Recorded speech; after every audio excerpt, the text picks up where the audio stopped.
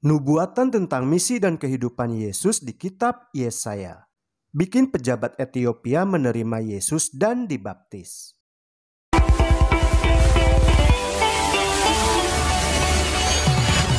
Kedatangan Yesus Kristus yang pertama ke dunia ini sebelumnya sudah banyak dinubuatkan di dalam kitab-kitab yang ada di Perjanjian Lama. Salah satunya telah dinubuatkan dalam kitab Yesaya. Di rangkaian beberapa pasal yang terdapat di kitab Yesaya ini, ada banyak bunyi ayatnya yang cukup terperinci menggambarkan tentang Yesus Kristus. Setidaknya dalam kitab Yesaya ini, ada 5 lagu atau puisi tentang hamba Tuhan yang menggambarkan misi dan kehidupan Yesus Kristus di bumi ini. Dan itu sudah banyak diakui oleh para sarjana Alkitab, yaitu ayat-ayat yang terdapat dalam 1. Yesaya 42 ayat 1-9. Yang kedua, Yesaya 49 ayat 1-7. Yang ketiga, Yesaya 50 ayat 4-9. Yang keempat, Yesaya 52 ayat 13 sampai Yesaya 53 ayat 12. Dan yang kelima, Yesaya 61 ayat 1-3. Puisi-puisi atau lagu-lagu dalam bunyi ayat-ayat tersebut sesungguhnya adalah sedang menyajikan tentang gambaran pekerjaan dari Yesus Kristus saat hidup di dunia ini. Yang pertama, tentang Dia memulai pelayanan publiknya. Itu digambarkan dari judul perikop dan bunyi ayat dalam kitab Yesaya 61 ayat 1-2. Makna dari judul perikop dan bunyi dalam ayat-ayat itu adalah berbicara tentang misi Yesus. Kita dapat bandingkan ayat-ayat tersebut dengan bunyi ayat dalam kitab Lukas 4 ayat 16-21. Dan apa yang tertulis dalam kitab Yesaya pasal 61 tersebut, penjelasannya yang lebih rinci tentang makna kematian Kristus dapat kita temui di pasal sebelumnya, yaitu dalam kitab Yesaya pasal 53. Yang kedua, tentang hamba yang menderita. Lagu atau puisi intinya dimulai pada Yesaya pasal 52 dan kemudian berlanjut hingga pasal 53. Dan bila disusun secara simetris dalam 5 bait masing-masing dengan 3 ayat, maka kita dapat memberikan judul sesuai dengan maksud dari bunyi ayat-ayat tersebut. Yang pertama, Yesaya 52 ayat 13-15 dapat kita buatkan judul teka-teki.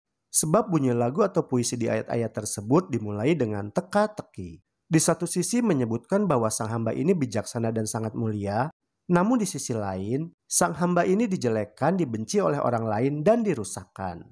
Yang kedua, 3 ayat berikutnya terdapat dalam Yesaya 53 ayat 1-3.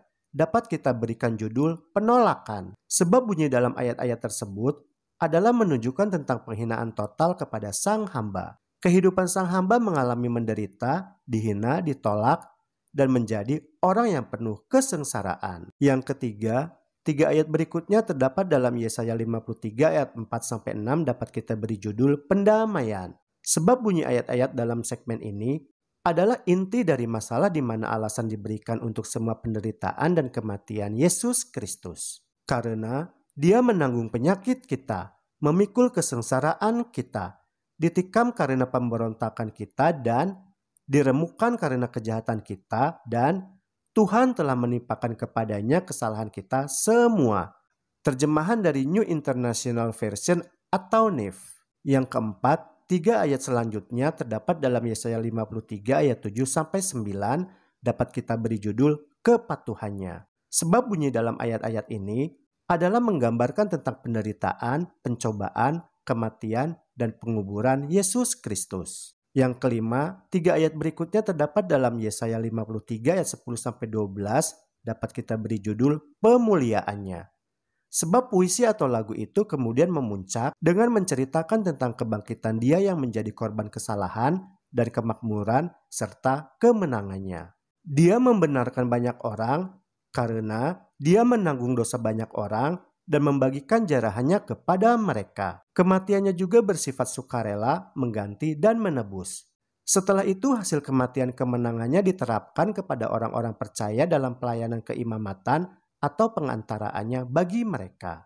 Itulah ayat-ayat dalam kitab Yesaya di Perjanjian Lama yang menggambarkan atau menubuatkan tentang kehidupan dan misi Yesus Kristus di dunia ini. Dan menurut sebuah sumber tulisan, bahwa ayat-ayat yang terdapat di kitab Yesaya pasal 53 tersebut adalah ayat-ayat yang dibaca oleh sida-sida atau pejabat kerajaan Ethiopia ketika sida-sida tersebut datang ke Yerusalem untuk beribadah. Dan ketika sida-sida itu bertanya kepada Filipus tentang siapakah yang dimaksud dalam ayat-ayat di kitab Yesaya yang dibacanya itu, lalu dengan senang hati penginjil Filipus menjelaskan kepadanya bahwa apa yang dibacanya itu adalah berisi kabar baik tentang Yesus Kristus. Dan hasil dari penginjilan Filipus, kemudian sida-sida atau pejabat kerajaan Ethiopia itu bersedia bertobat dan dibaptis. Sida-sida atau pejabat kerajaan Ethiopia itu akhirnya percaya dan menerima Yesus Kristus.